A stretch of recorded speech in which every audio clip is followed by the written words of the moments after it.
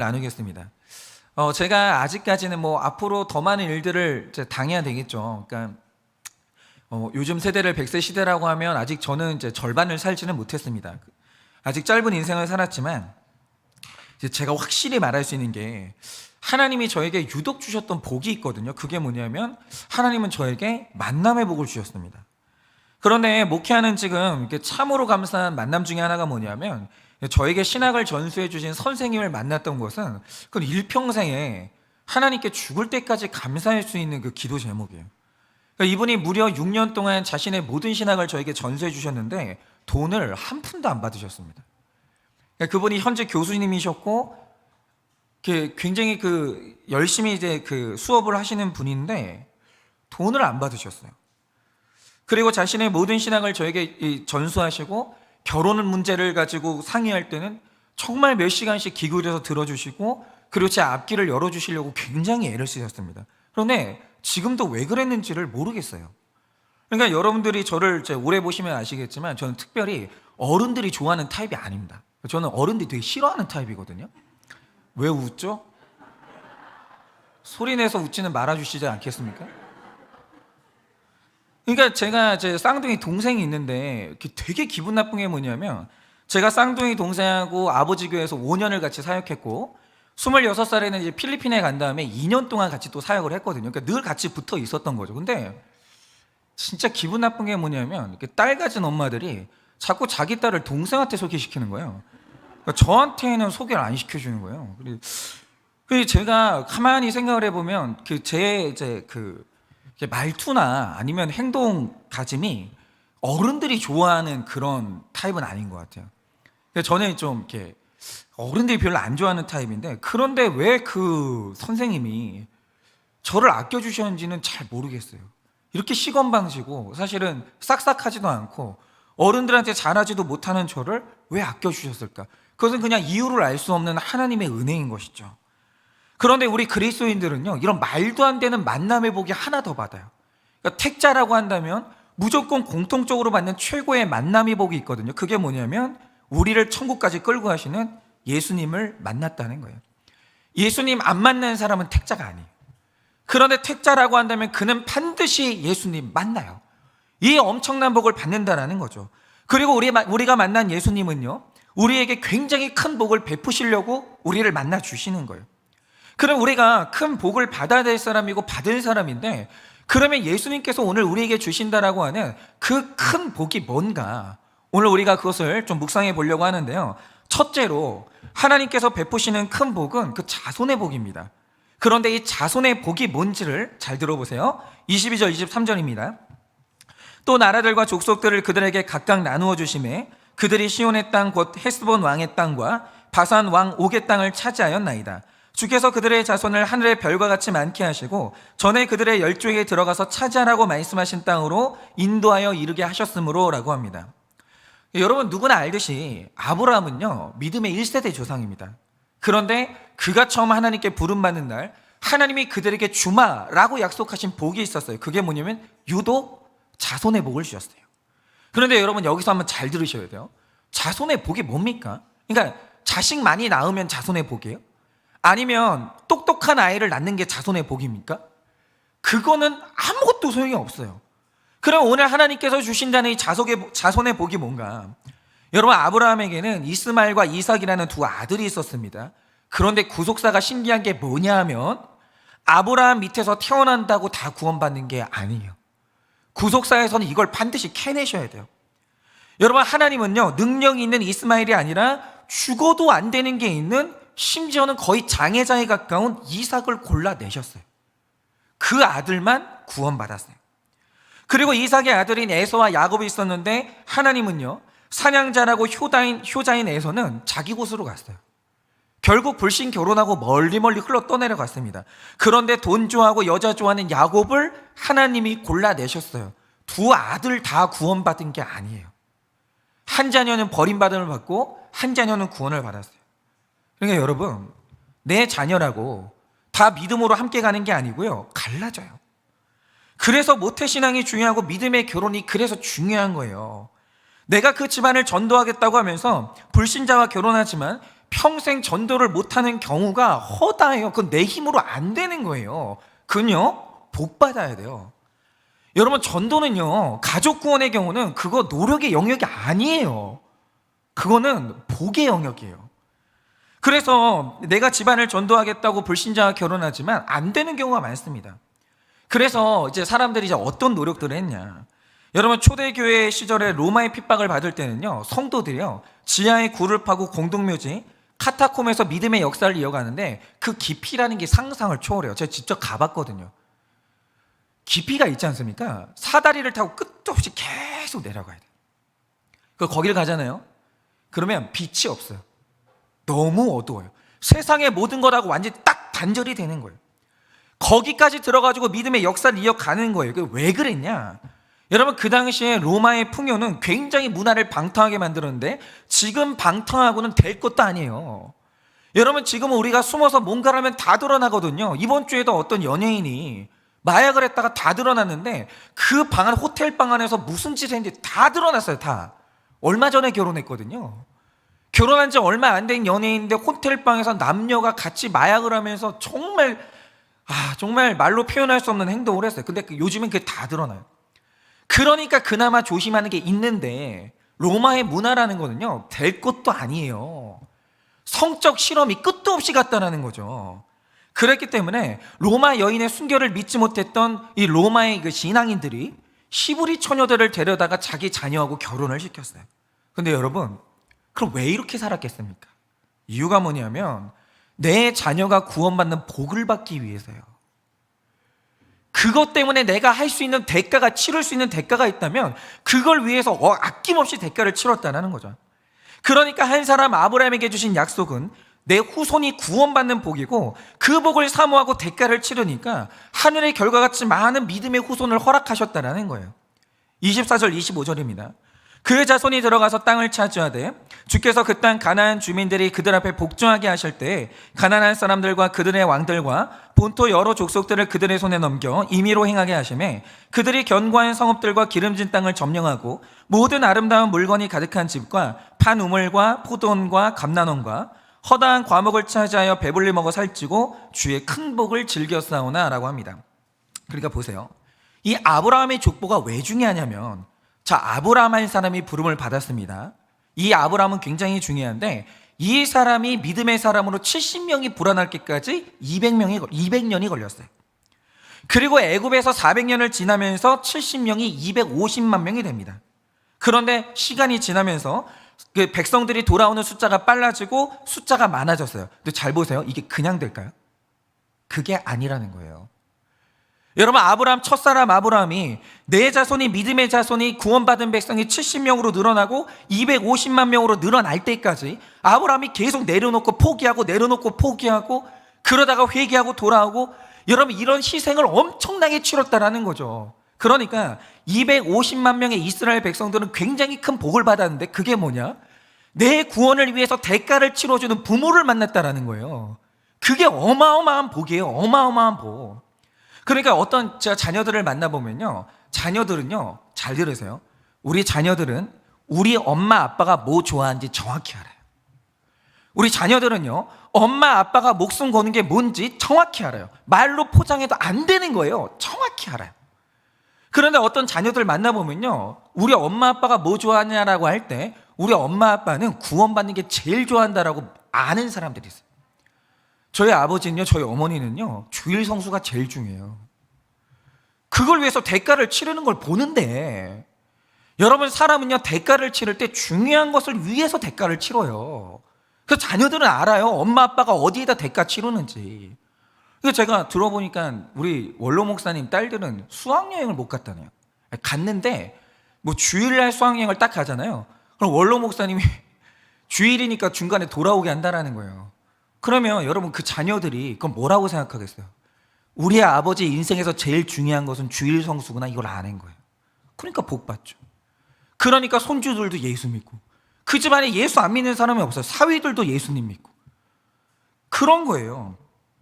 여러분, 노예 생활 400년 광야, 40년의 훈련으로 영적 실력이 늘어난 거예요. 그리고 고난의 훈련을 통해 믿음의 실력이 늘어나면 견고한 성과 기름진 땅을 취하게 되는 거예요. 육적 복도 주시는 거예요. 여러분, 이렇게 영적으로 강성해지면 아름다운 물건과 배불리 먹을 것도 다 채워주시고 육적으로도 풍성함을 누릴 수가 있습니다. 어떤 조상을 만나느냐, 그게 어떤 자손을 만들어내냐에 굉장히 중요한 요소라는 거죠. 그런데 이렇게 많은 후손이 이런 복을 받을 때 아브라함은요, 그 복을 보지도 못했어요. 복이라도 했으면 그걸 이유 삼아가지고 열심히라도 했겠죠. 아브라함은 본 적이 없어요. 내 손에 떨어진 아들은 이삭 하나밖에 없었는데 그 아들이 부족한 아들이었어요.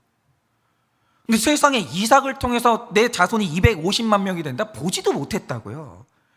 그러네 그냥 하나님이요, 너는 복이 될지라, 이 약속을 믿었기 때문에 보이지도 않는 미래의 약속을 위해서요, 부단히 내려놓은 거예요. 부단히. 여러분, 저는 4대째 모태 신앙인이고 제 딸까지 하면 저희 집은 5대째 신앙이에요. 그런데 그렇다고 온 집안의 가족이 다 믿음으로 그렇게 구원받는 건 아니라는 거예요. 여전히 친척들 중에는 저를 만나면 그래요. 야, 목사가 따라주는 술 좀 마셔보자. 그거 맛있어요? 목사가 따라주면 좀 더 달아요? 아니, 그렇게 있잖아요. 목사가 따라주는 술 좀 마셔보세요. 뭐 어떻게 딸딸딸딸 따는 거죠. 그 교회를 거들떠보지도 않은 형제들이 있어요. 그럼 나는 왜 예수 믿게 됐냐? 우리 아버지 어머니가 엄청나게 희생했거든요. 엄청나게 버렸거든요. 끝도 없이 내려놓고 지금도요, 아들 목회하는데 내가 함부로 살 수 없다라고 하면서 지금도 정죄하고 절제하고 사세요. 그 은혜를 어떻게 갚아요? 그러니까 제 딸도 같이 이제 예수 믿게 되는 거예요. 여러분, 구원의 대가 끊어지지 않도록 지켜주신다라는 거죠. 그러니 오늘 여기 계신 모든 믿음의 어머니 아버지들, 여러분, 믿음을 위해서 대가를 치르시기 바랍니다. 내 자손들이 구원받는 그 복을 위해서 여러분 죽기까지 하나님 앞에 바르게 살아가시기를 바랍니다. 그러면 하나님은 반드시 이 구원의 때가 이어지는 복을 주신다라는 거죠. 적용 질문 드립니다. 가족 중에 혼자 예수님을 믿으면서 힘들게 영적 전쟁을 치르고 있으십니까? 가족 중에 혼자 예수님을 믿으면서 힘들게 영적 전쟁을 치르고 있으십니까? 400년 노예 생활, 40년 광야 훈련을 거치면서 전도가 안 될 것 같던 사람들을 전도한 간증이 있으십니까?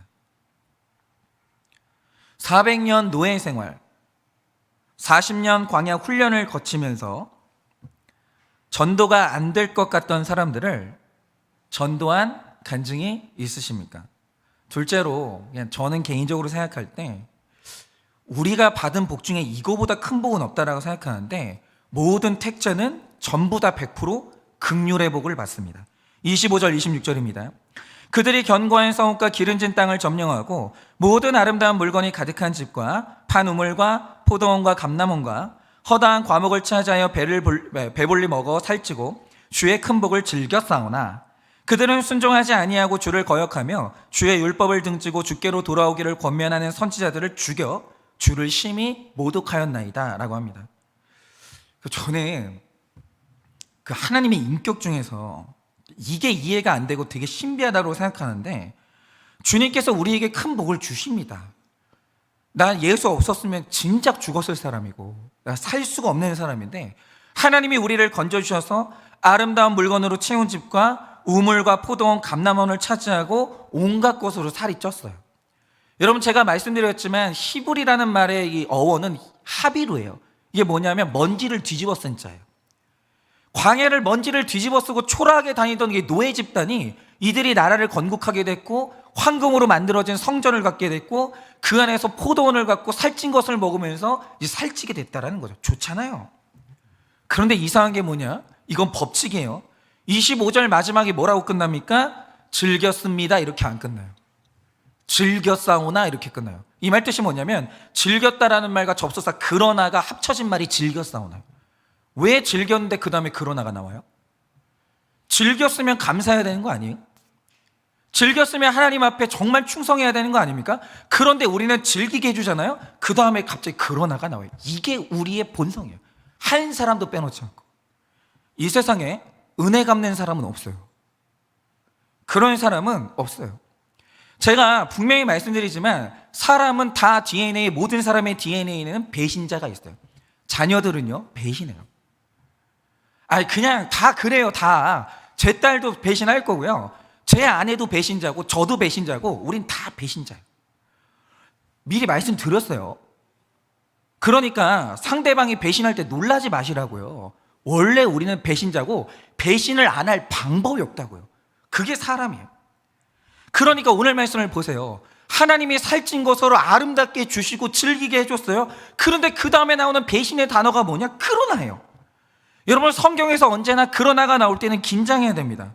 자, 하나님께서 기가 막힌 좋은 환경을 주셔서 즐겼습니다. 그러나 거역하기 시작해요. 주를 모독하기 시작해요. 그러지 말라고 선지자를 보내면 죽이는 거예요. 그러나가 나와요. 여러분, 이 말씀에서 주의 율법을 등지고 해서 등지다가 얼마나 비참한 단어인지 아십니까? 여러분, 등지다는 소중하게 입고 있던 옷을 도망갈 때 버리고 간다는 뜻이 등지다거든요. 예를 들어서 여러분, 요셉이 어느 날 보디발의 집에 갔다가 열심히 일하고 있는데 그날따라 집에 아무도 없어요. 이 말 뜻이 뭐냐면 그 여자 주인이 요셉을 그날 유혹하기 위해서 하인들을 다 내보낸 거예요. 아무도 없어요. 그녀와 나 둘 뿐이에요. 여기에서 배신 안 하는 남자는 없어요. 근데 어쨌든 간에 요셉이 하나님의 두려움을 알았기 때문에 그날 그가 살고 싶었다라는 거죠. 그래서 여주인이 동침하자라고 하면서 옷을 딱 잡았는데 그때 요셉이 한 게 뭐냐? 얼른 옷을 벗어 던지고 도망갔어요. 이게 바로 등지다라는 말의 뜻이거든요. 또 이 등지다의 뜻이 뭐냐면 제물로 쓸 짐승을 잡으면서 몸속에 더러운 걸 다 꺼내야 돼요. 내장, 똥 이런 것들 전부 다 꺼내서 버려버리거든요. 그때 쓰는 표현이 뭐냐? 그게 등지다인데 오늘 이 백성들이 풍요로워지고 등 따시고 배부르니까 그때 일어나는 일이 뭐냐? 주의 율법을 등지는 거예요. 다 그래요. 공부시켜 놓잖아요. 주의 율법을 등져요. 인간은 다 그래요. 사람은 다 그래요. 여러분, 이스라엘이 그런 식으로 하나님의 율법을 버렸다라는 거예요. 여러분, 우리가 결혼 전에는 너 없으면 죽는다, 결혼만 해주면 내가 너를 평생 공주처럼 모시고 살겠다, 결혼하잖아요. 그러나요, 등지는 거예요. 아무도 예외는 없어요. 아무도. 그게 법칙이라는 거죠. 그게 우리예요. 자, 보세요. 오늘 말씀에서 중요한 건 이겁니다. 하나님은 긍휼해요. 그럼 그 긍휼이 어떻게 나타나는가? 왜 이런 형태로 나타나는가?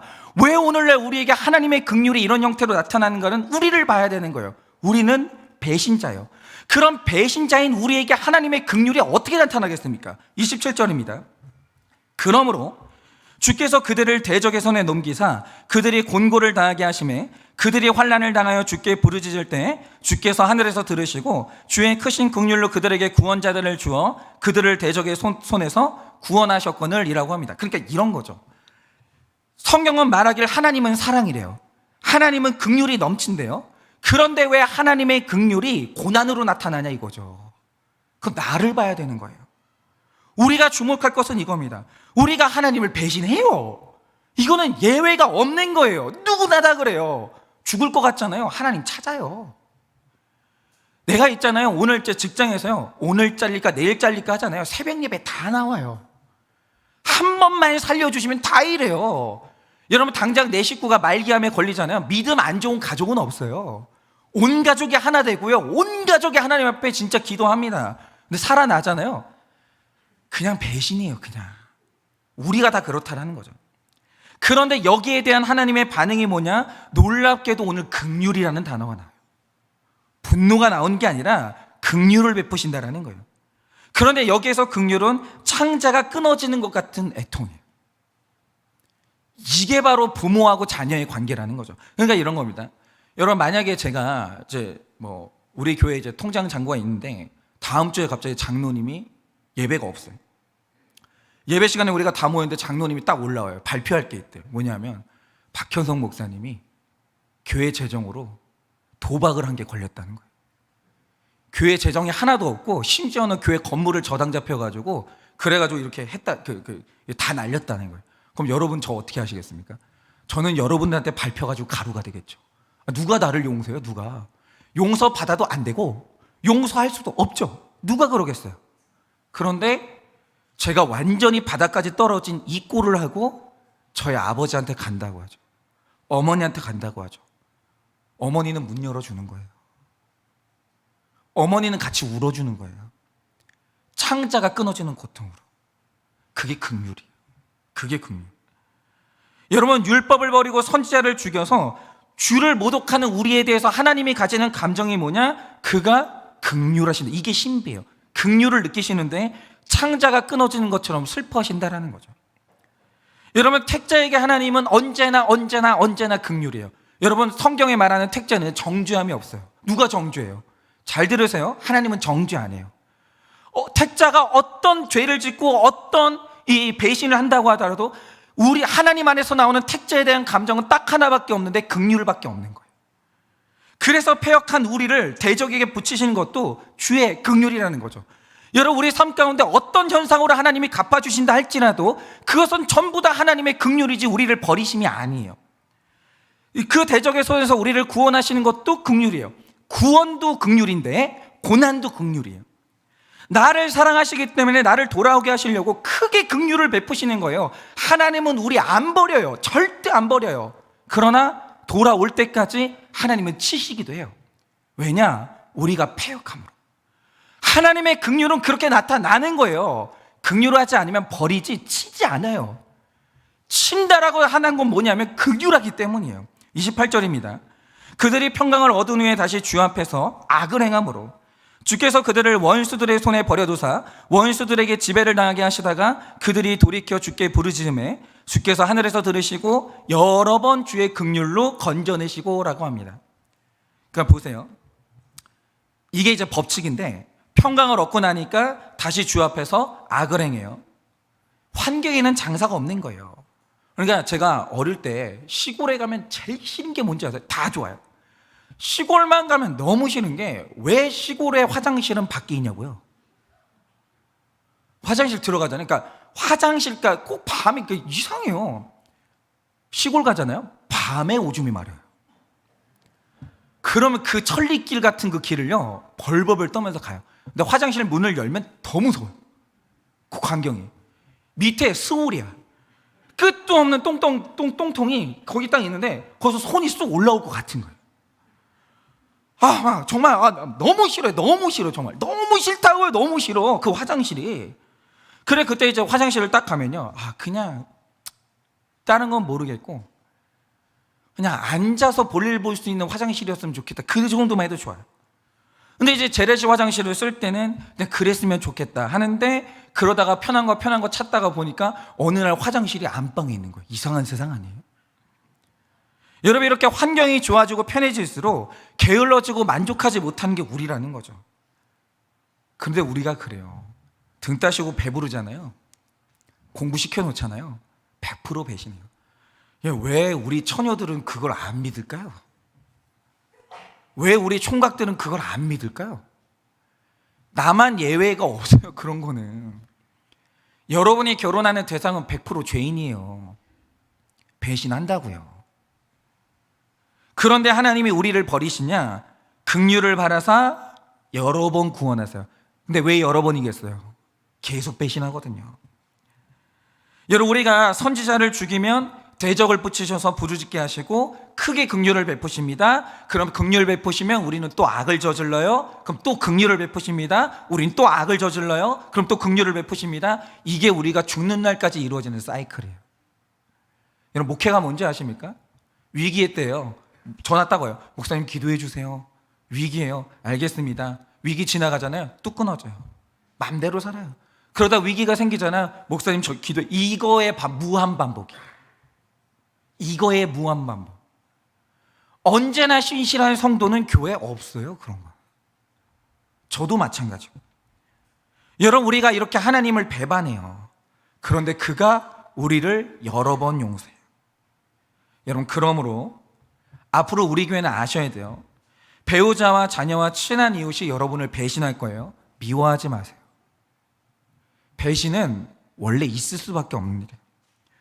우리는 배신한다고 그 사람한테 화낼 자격도 없고 내가 배신당할 때 나한테 배신당하신 하나님의 마음만 헤아리면 되는 거예요.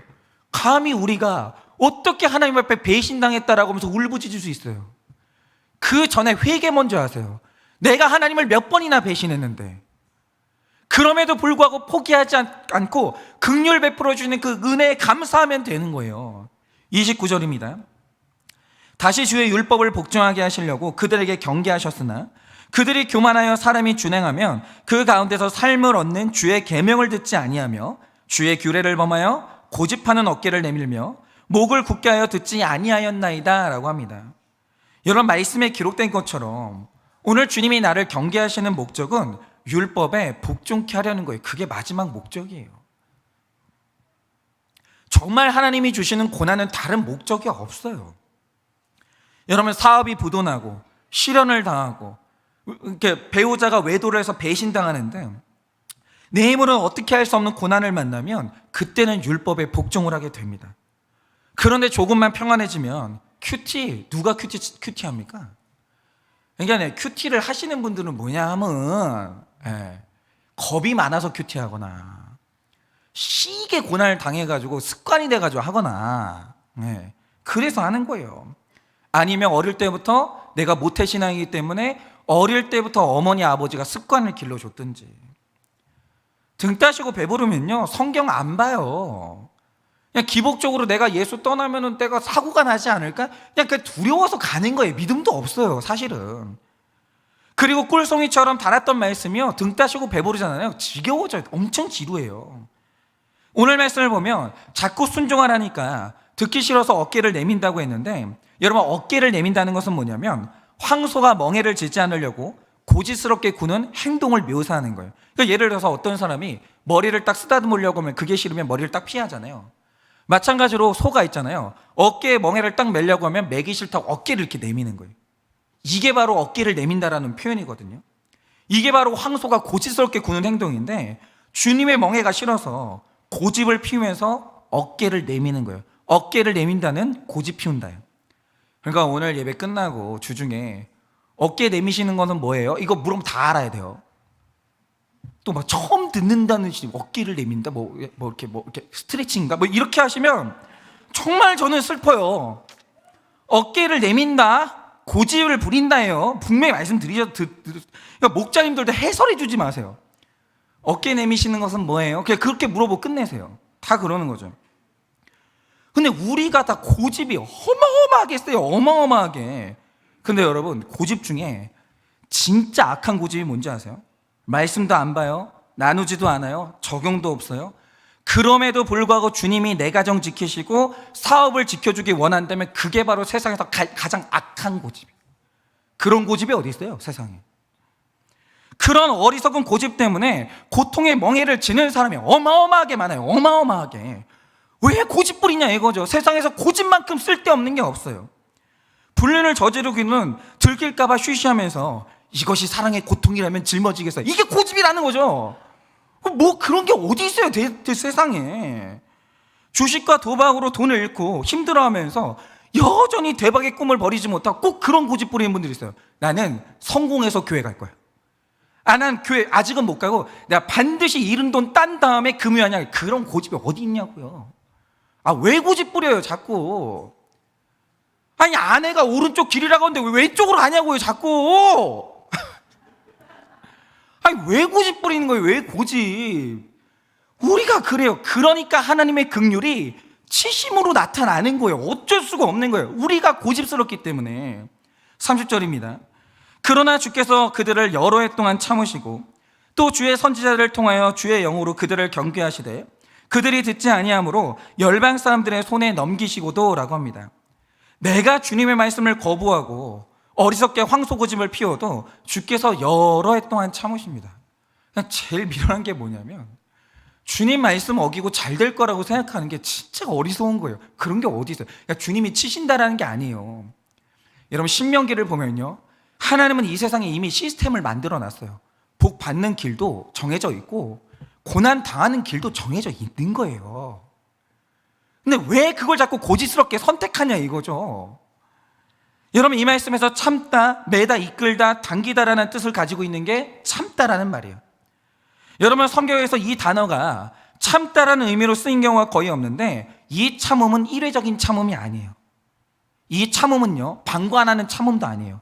하나님이 우리를 참으실 때는 적극적으로 매고 이끌고 당겨서 옳은 데까지 돌아오게 하는 참으심이에요. 그러니까 하나님이 우리를 이끌고 고집스러운 우리를 끌고 오기 위해서 하나님이 고난을 주신다? 그게 크신 긍휼이라는 거죠. 크게 긍휼을 베풀고 또 긍휼을 베푸셔도 내가 돌아오지 않으니까 여전한 방법으로 하나님께서 일을 하시는 거예요. 그러니 오늘 내가 고집스럽고 배신하는 내가 고난당하는 것은 내 삶의 결론인 거예요. 그걸 알아야죠. 근데 나를 모르니까, 내가 얼마나 고집스러운지를 모르고 어깨를 내미는지를 모르니까 내가 당하는 고난이 너무 커 보이는 거예요. 여러분, 부도도, 부부 갈등과 자녀 문제도 내가 하나님의 명령을 듣지 않아서 생기는 일이에요. 왜 그렇게 고집을 피우세요? 왜 그렇게 욕심을 내려놓지를 못하세요? 왜 그러세요? 31절입니다. 주의 크신 긍휼로 그들을 아주 멸하지 아니하시며 버리지도 아니하셨사오니 주는 은혜로 오시고 불쌍히 여기시는 하나님이신, 이거 어떻게 읽어야 되지? 하나님이심이니이다. 네. 여러분, 성도의 역사는 죄의 역사예요. 죄의 역사는 뒤돌아보면 다 죄의 역사예요. 여러분의 역사도 뒤돌아보면 다 죄의 역사예요. 여러분, 우리는 하나님의 은혜가 없으면 설 수가 없는 거예요. 그래서 안지나 서나 하나님은 창자가 끊어지는 긍휼로 오늘도 우리를 애통해 하시는 거예요. 근데 그거 아셔야 돼요. 이렇게 여러분이라는 존재는 너무나 귀해서 하나님이 포기를 안 하는 존재예요. 그래서 결혼도 못하고 집도 없고 돈도 없고 병에 걸려서도 예수 믿는 내가 대통령보다 더 귀한 거예요. 하나님은 우리 삶에 늘 긍휼로 응답하세요. 여러분, 어떤 일을 당하시든지 아멘 하세요. 여러분, 그 모든 것들은 반드시 여러분을 구원해내고 여러분의 후손을 구원해낼 거예요. 그러니 여러분 아시죠? 여러분의 자손들은요, 자녀들은 다 고집스러워요. 부모 말 듣는 줄 아세요? 애들이? 제 딸이 제 말 듣는 것은 초등학교 4학년 때까지예요. 그 다음부터는 통제 못해요. 20살 되잖아요. 끝난 거예요. 그러면 그 다음부터 하나님이 여전히 내 딸과 내 자녀들, 아들을 긍휼을 베푸셔야 되는데 걔들도 고난을 당할 수밖에 없는 거예요. 아멘 하세요. 어쩔 수 없어요. 그것이 바로 긍휼이고 반드시 그 하나님의 긍휼을 통해서 우리의 자손들은 구원받을 겁니다. 적용 질문드립니다. 나는 어떤 고난으로 말씀을 사모하고 율법에 복종하게 되었습니까? 나는 어떤 고난으로 말씀을 사모하고 율법에 복종하게 되었습니까? 그 은혜를 잊어버리고 평강을 받은 후에 슬며시 악을 행하는 모습은 없습니까? 다 그래요. 맨날 이제 죄 지을 때는요, 목장에 물어보지도 않고 슬며시 죄 지어요. 하여튼 제일 욕심 많은 부분이 어디고 내려놓지 못하는 부분이 어디냐? 여러분이 안 물어보는 그 용역이 제일 욕심 많은 부분이에요. 자매들 결혼할 때 불신 결혼하고 싶을 때 안 물어보거든요.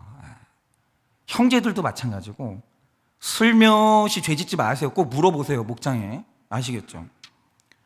어깨를 내밀고 목을 굳게 하는 고집이 있으십니까? 뭐 없어요. 다 있죠 뭐. 여러분의 고집은 어떤 겁니까? 목장에서 하여튼 뭐 부부 목장에서 나눠보세요. 부부 목장에서 어깨를 내밀고 목을 굳게 하는 고집이 있으십니까?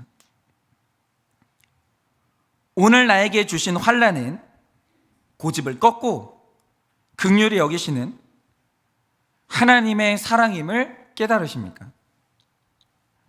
오늘 나에게 주신 환난이 고집을 꺾고 긍휼히 여기시는 하나님의 사랑임을 깨달으십니까? 셋째로 주께서 주신 큰 복은 나를 진실히 대하시는 주님이십니다. 32절입니다.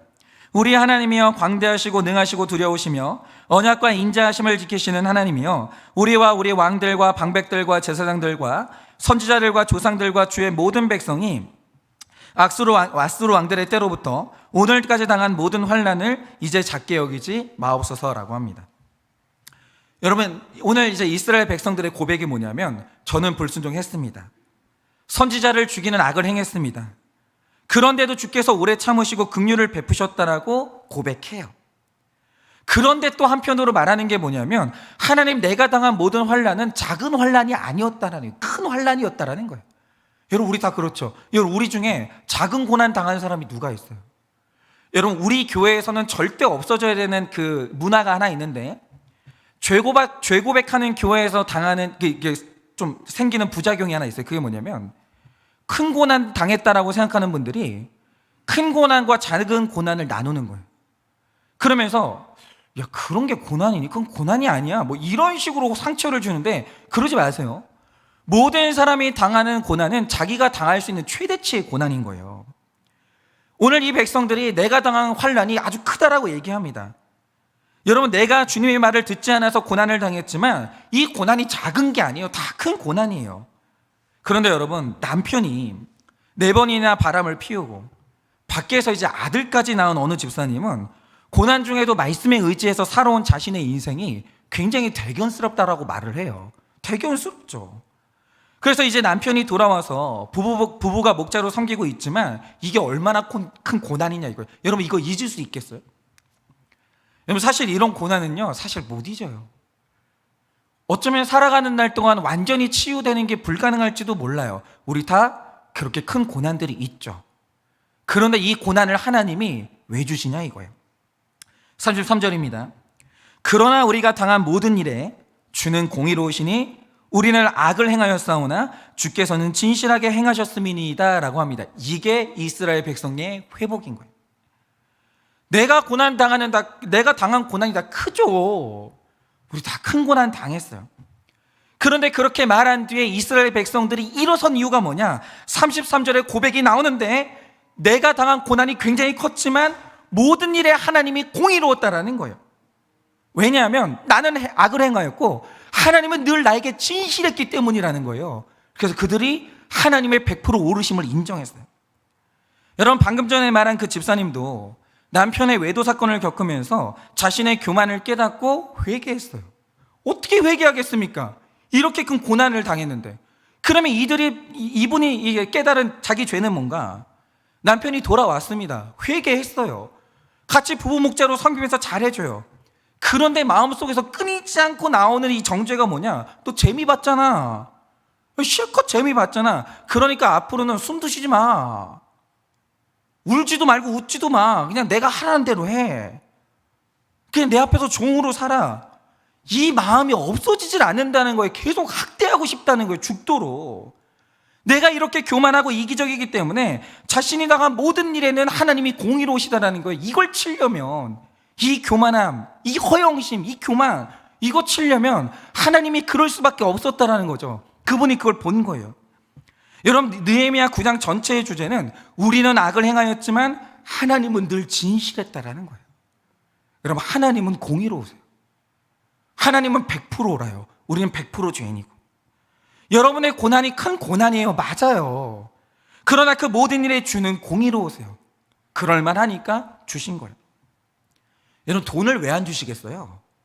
하나님은 진실해요. 만일 나에게 돈이 생기면 악을 행할 것을 아시기 때문에 하나님이 안 주시는 거예요. 하나님은 공의로워요. 저도 그래요. 왜 나는, 저희 아버지는 에너지가 남아 도는 분이에요. 막 이거 했잖아요. 에너지가 남아서 뭘 막 해요. 그것도 남아요. 막 해요. 그러다가 한겨울에 으아 하면서 막 찬물로 막 샤워. 왜 나는 그게 없는지 모르겠어요. 이상해요, 내가. 그래서 저는 어떻게 하냐면 맨날 골골골골골골. 그래서 저는 있잖아요, 딱 이래요. 하루에 설교 한 편 준비하잖아요. 에너지가 다 빠져나가요. 골골골골골. 지금도 이거 이제 딱 그 하잖아요. 그 설교 딱 끝나잖아요. 청년들이 하는 말이 이거예요. 일단 얼굴이 콜라색으로 까매져요. 피곤해가지고. 눈도 못 떠요. 눈이 부어가지고 막 감기는 거예요. 왜 그럴까라고 하면 저는 저를 알아요. 왜 그러냐면 이거 다 했는데 에너지가 남잖아요. 그 에너지로 죄 지어요, 저는. 그 하나님 있잖아요. 설교할 힘만 딱 나는 거 그때 그냥 누워 있어. 일어서지 마. 누워. 죄 짓지 말고 누워. 이러시는 거예요, 저한테. 죄 지으려면 힘이 없으니 얼마나 은혜예요. 골골골해요. 그러니까 내가 건강하고 시간이 많으면 음란에 빠질 것을 아시고 건강을 안 주시는 거예요. 여러분, 하나님은요 진실해요. 전 믿어요. 나의 악함을 아시는 하나님께서 나에게 진심으로 대하시기 때문에 돈도 건강도 그래서 허락지 아니하시는 거예요. 34절입니다. 우리 왕들과 방백들과 제사장들과 조상들이 주의 율법을 지키지 아니하며 주의 명령과 주께서 그들에게 경계하신 말씀을 순종하지 아니하고 라고 합니다. 여러분, 가정과 기업과 나라 어느 공동체건 딱 지도자만큼 성장하고 지도자만큼 성숙하죠.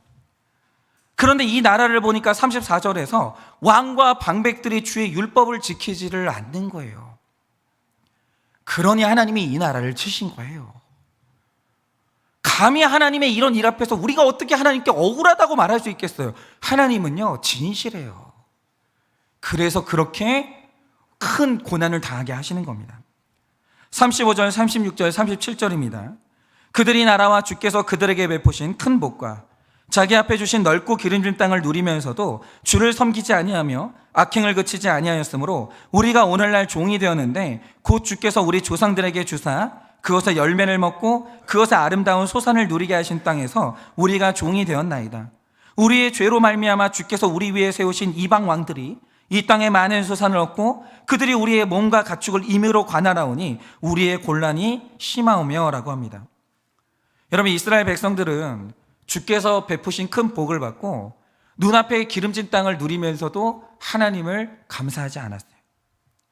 여러분, 고난이 온다고 억울해하지 마세요. 여러분, 이 땅에서는요 누리는 게 100% 좋은 게 아니에요. 내일 모레 우리가 전도서로 들어가거든요. 전도서로 들어가는데 이 솔로몬이 제일 처음에 하는 말이 뭐냐면 헛되고 이 말을 계속해요. 여러분, 그 솔로몬이라는 사람은 누림의 끝판이잖아요. 성적으로 다 누려봤고 물질로 다 누려봤고 명예로 다 누려봤고 똑똑해봤고 다 해봤거든요. 그게 이 땅에서 이렇게 누린다는 게 마냥 좋은 게 아니라는 거죠. 여러분, 왜입니까? 영적인 원리를 좀 아세요. 부자는요 천국 들어가기가 낙타가 바늘기로 들어가는 것보다 더 어려워요. 왜 자꾸 기복적으로 누리는 것만 좋다라고 하세요? 여러분, 기가 막힌 이야기가 있는데 한번 들어보세요. 여러분, 유독 우리 사회에는 이제 재산을 많이 가지고 있다가 노년에 그렇게 이제 재산을 기부하는 이제 할머니 할아버지들이 있거든요. 그런데 할머니 한 분은 재산을 기부한 다음에 아무도 찾아오는 사람이 없다는 거예요. 기부한 다음에. 재산이 있을 때는 사람들이 많이 오는데 기부하고 나니까 아무도 없대요. 또 어떤 분은 남편의 전처가 낳은 아들까지 공부시키고 손자들을요 생선 가시까지 다 발라가지고 먹이가면서 사랑을 줬거든요. 그런데 어느 날 자손들을 불러다가 기부하겠다라고 하니까 대번에 자녀들이 엄마가 제정신이 아니라는 거예요. 정신병원에 넣으려고 했다는 거예요. 기부하기 전에. 또 어떤 할머니는 결혼한 딸에게 집까지 사줬는데 기부를 한 이후에는 발길을 끊어가지고 추석을 혼자 보냈다는 거예요. 여러분, 이런 어려움이 왜 있을까요? 여러분, 그냥 억울하기만 한 일일까요? 이 자녀들이 그냥 불효자라서 그럴까요? 사람의 이름으로 하는 좋은 일에는 다 한계가 있는 거예요. 자녀들한테 채워주는 거 좋은 일이죠. 그러나 그게 베스트는 아니라는 거예요. 여러분, 돈을 주는 것보다 훨씬 중요한 게 뭐냐면 관계 맺기에 성공하는 건데 하나님하고 관계 맺는 게 가장 중요해요. 그러니까 지금도 하나님 앞에 늘 제가 자주 말씀드리잖아요. 맞아요. 우리 아버지 어머니에게도 약간의 뭔가가 있겠죠. 근데 저희 아버지는요 공평하신 분은 아니에요. 엄청나게 차별하세요. 안 봐도 뻔해요. 우리 아버지가 또 우리 몰래 또 형한테 또 많이 주겠지 또. 다 줄 수도 있어요. 동생하고 맨날 하는 얘기가 뭔지 아십니까? 우리는 하나님한테 받을 복을 다 받았기 때문에 우리 형제간에 돈 때문에 절대 싸우지 말자. 그거는 하지 말자. 그거는. 저기 안산에 있는 제 동생이 저랑 이제 같은 가치관으로 목회를 하거든요. 훨씬 설교를 못해요. 그러나 비슷한 가치관으로 해요. 비슷한 가치관을 하는데 그냥 뭐 흉내 내는 거죠. 뭐 애는 써요. 애는 쓰는데 해요. 어쨌든 하는데 그래도 우리 구속사를 말하는 목사 아니냐. 우리 성도님들 앞에서 돈 때문에 의상하고 우리 그거 하지 말자. 왜냐하면 우리 하나님하고 관계 맺었잖아요. 여러분, 이게 얼마나 중요한지 아십니까? 그게 먼저예요. 그게 38절입니다. 우리가 이 모든 일로 말미암아 이제 견고한 언약을 세워 기록하고 우리의 방백과 레위 사람들과 제사장들이 다 임봉하나이다 하였느니라 라고 합니다. 여러분, 내 죄로 인한 이 곤란을 어떻게 피할 수 있겠습니까? 그것은 우리 힘으로 하는 게 아니에요. 내가 당하는 모든 일에 여기가 오늘 결론인데, 여러분 이제는 그만 고집 피우세요. 그만하세요. 그리고 이제 하나님하고 나 사이에 견고한 언약을 세워야 돼요. 이제라도 하나님하고 바른 관계를 맺어야 된다는 거죠. 제가 이 목장하고 제가 이 목회를 하면서 진짜 뼈가 저린 거 아픈 게 있어요. 그게 뭐냐면, 여러분 정말 있잖아요. 말씀대로만 살잖아요. 인생 고난의 절반은 날아가요. 우리가 이 땅 살면서 죄악 가운데 살기 때문에 고난을 안 당할 수는 없어요. 그런데 아내와 남편이, 그리고 우리의 자녀들이 하나님 뜻대로만 살아도 있잖아요. 고난 진짜 절반이 날아가요. 근데 그게 안 돼요. 나도 안 되고 우리 성도님들도 안 되고, 맨날 말려야 되고 맨날 안 된다고 하고 맨날 돌아오라고 해야 되는데 그게 안 돼요. 그래서 오늘 우리가 해야 되는 게 뭐냐면, 하나님과 바른 관계를 맺겠다고 이제 이 도장을 찍어야 된다는 거죠. 임봉을. 하나님의 뜻대로 살겠다고 도장을 꽝꽝 찍어야 돼요. 그러면 여러분, 도장을 찍는다는 게 뭡니까? 여러분 이거예요. 정말 부탁드리는데 제발 주일 성수 어기지 마세요. 내 인생의 주일은 내 날이 아니야. 내 자녀에게도 이 날은 내 자녀의 날이 아니고, 나에게도 이 주일은 나의 날이 아니야. 나는 하나님 앞에 주일 성수하기로 나는 약속한다라고 도장을 찍어야 돼요. 여러분, 주일 성수 얼마나 중요한지 아십니까? 우스운 날이 아니에요. 이 날이 나의 생명을 지키는 날이에요. 매일 큐티를 하겠다고 도장을 찍고, 목장에 참석하고 믿음의 공동체에 들어가겠다고 도장을 찍고, 언약을 세우고 임봉을 하는 적용이에요. 그래서 오늘도 두 가지예요. 어깨를 내밀다, 도장을 찍다. 무슨 말인지 다 아셔야 돼요. 그죠? 여러분, 하나님의 사랑이 느껴지지 않는다는 자매님이 하나 있었어요. 그런데 왜 하나님의 사랑이 느껴지지 않냐? 어머니가 부잣집에 양녀로 들어가서 사랑을 모르고 산 거예요. 그러니까 나도 사랑을 할 줄 모르고 그렇게 살았는데, 그런데 내 밑에서 태어난 딸이 자살한 거예요. 사랑을 못 받으니까. 그러니까 사랑을 받지도 못하고 주지도 못하는 이 악순환의 고리를 깨달은 거예요. 그래서 자신이 죄인이라는 것을 인정하는데, 그 죄를 사해 주시는 하나님의 은혜를 느낄 수가 없다는 거예요. 이거 너무 안타깝잖아요. 자기 문제가 아니잖아요. 근데 이 사랑을 주지도 받지도 못하는 이 장애가 가계의 이 저주로 흐르고 있는 거예요. 그럼 어떻게 할 거예요? 여러분, 이렇게 되니까 어떤 일이 일어났냐? 시아버지 자살하고 남편 자살하고 끝도 없는 죄로 인해서 이 삶이 피폐해지는 거예요. 그래가지고 목장 모임과 예배를 오려고 하는데 집이 너무 먼 거예요. 그러니까 그 자매가 하나님의 사랑을 알고 하나님과의 관계를 바르게 하고 싶은데, 하나님을 만나고 싶어요. 집이 너무 멀어요. 그게 있는 교회하고는. 어떻게 해야 돼요? 그러니까 이 목장에 있는 지체가 그 자매에게 담대함으로 처방을 내려줬는데, 바로 이런 처방이 있어야 되는 거예요. 그게 뭐냐? 자기 얘기를 해주는 건데 정답만 주지 마세요. 제발. 자기 이야기가 있어야 되는 거예요. 뭐라고 했냐? 내가 간병인으로 일을 해보니까 내가 있는 병원에서 중병을 앓고 있는 환자들이 오는데, 다만 치료한다고 하면은 1년, 2년 더 사는 거예요. 그런데 1년, 2년을 더 살기 위해서 전적으로 의사에게 올인한다라는 거예요. 아무리 치료를 잘 받아도 몇 년 못 살지만 치료에 모든 것을 쏟아붓는 거예요. 그런데 육신의 회복을 위해서 그만큼 투자하는데, 영혼의 회복은 평생 걸리는 일이고 내 영혼이 달린 문제잖아요. 그래서 이 자매가 한 말이 뭔가, 집이 멀어서 다니기 힘들다면 6개월이라도 교회 근처로 집을 잠깐 얻으라는 거예요. 그리고 양육받고 은혜를 받으라는 거죠. 해야 된다라는 거예요. 주님이 베푸시는 큰 복은 그렇게 받는 거예요. 그렇게. 여러분, 우리 인생에 뭐가 그렇게 큰 기쁨이 있어요? 뭐가 그렇게. 여러분, 제가 이 목회를 하고, 저는 남의 비밀을 듣는 직업이잖아요. 여러분, 우리가 다 이제 해보니까요, 미녀도, 그렇지 않은 사람도, 가난한 사람도, 부자도, 많이 배운 사람도, 못 배운 사람도 사실 있잖아요. 별 인생 없어요. 진짜 있지 않습니까? 별 인생 없어요. 다 별 인생인 척 하는 거예요. 다 부끄러우니까. 사실 있잖아요. 다 까놓고 보면 별 인생 절대 없어요. 여러분, 중병에 걸렸다고 해도 우리 안 죽을 거예요? 다 죽잖아요. 우린 죽을 수밖에 없어요. 그런데 제한적인 육신의 그 생명을 위해서도 모든 것을 아끼지 않는데 영원한 생명을 위해서 아낄 게 뭐가 있겠어요?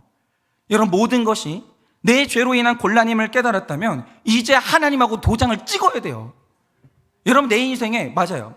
기쁠 때, 슬플 때, 어려울 때, 힘들 때 다 상관없이 주일은 내가 예배를 드린다. 그렇게 도장을 찍는 거예요. 그렇게. 그럼 저도 진짜 하나님 앞에 도장을 하나 찍은 게 있어요. 그게 뭐냐면 하나님 매일 큐티 할게요. 코로나 걸려서 기침을 해도, 감기에 걸려서 들어 누워도, 하나님 내가 어떤 일이 있어도 나는 내 큐티 할게요. 도장을 찍은 거예요. 그렇게. 그리고 나서 제 인생의 고난이 확 줄어든 거예요. 여러분은 어떤 도장을 찍으시겠습니까? 이제 그만 고집 부리세요. 그만 좀 흔들리세요. 제발. 살면서 그런 날 있죠. 그러나 그만하시라 이거예요. 이제는 도장을 찍으세요. 말씀을 따르겠다고, 예배를 드리겠다고, 목장과 양육에 참석하겠다고 도장을 찍으세요. 그리고 이제 하나님하고 관계를 회복하셔야 돼요. 여러분, 그래야 우리의 모든 고난은 끝나는 거예요. 해석이 되거든요. 그렇게 정말 우리의 모든 고집을 꺾어버리고 이제는 하나님 앞에 언약의 도장을 찍어서 하나님이 주시는 큰 복을 받는 여러분 되시기를 예수님의 이름으로 축원합니다. 적용질문 드립니다. 저주처럼 여기는 가난과 자살, 중독의 환란이 있으신가요? 지금 여러분의 가게에 흐르는 저주가 뭐예요? 그 있거든요. 지금 뭘까요? 저주처럼 여기는 가난과 자살, 중독의 환란이 있으십니까? 하나님과 언약을 세우고 도장을 찍기 위해서 당장 실천할 것을 구체적으로 적어 보십시오. 찬양팀 나와주세요. 하나님과 언약을 세우고 도장을 찍기 위해서 당장 실천할 것을 구체적으로 적어 보십시오. 이번에 부부 목장 때 두 가지는 꼭 나누셔야 돼요. 하나는 여러분의 어깨를 내미는 그 고집이 뭔가, 그리고 둘째는 오늘 내가 하나님 앞에 도장을 찍어야 되는 게 뭔가, 찍어야 되는 게 뭔가. 여러분, 그렇게 큰 복을 받으시기를 바라봅니다. 이 시간에 우리